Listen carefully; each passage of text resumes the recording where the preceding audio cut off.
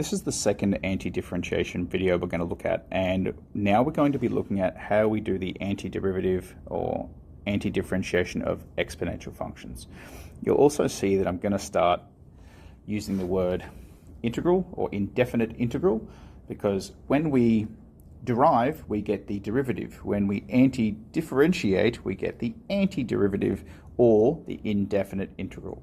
So you'll start to see that I'll use anti-derive, anti-differentiate, or integrate very interchangeably.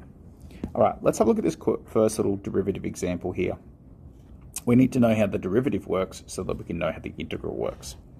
So the first step is when we do the derivative of an exponential, we just copy-paste the exponential. That's the very first step. Whatever that exponential is, we just copy-paste it. We don't touch our power, we didn't do any of that. Then the second step is we multiplied by the derivative of the power. So for an antiderivative, we're essentially going to do those backwards. Now, I could write those steps exactly backwards. The trick is when I say divide, it might trick you as to where this order happens. So what I might do is just write the inverse steps. I'll write it like this, but I'll probably say it a little bit differently. So I'll show you what I mean. Okay. So if I want to anti-differentiate, okay, let's have a look at what I mean. If I now said the first step is going to be divide by derivative of power,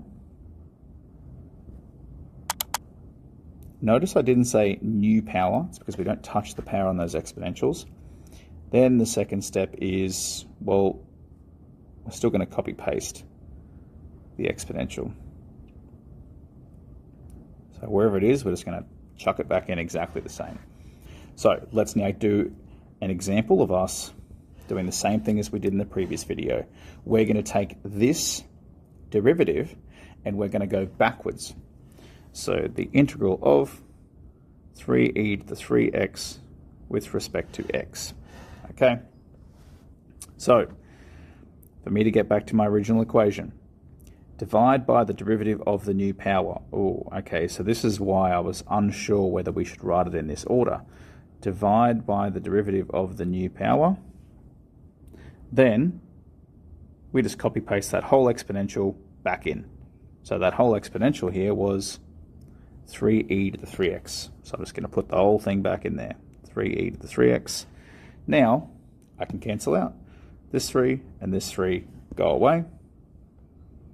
And I'm just going to be left with e to the 3x. And because it's an antiderivative, we put a plus c on the end. Now, as you'll see, we did end up basically back with our original function, except with a little plus c on the end of it.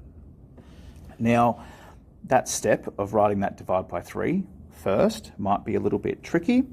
Okay, it doesn't actually matter too much if you do it in the opposite order. So what I mean by that, I'll do it again with the opposite.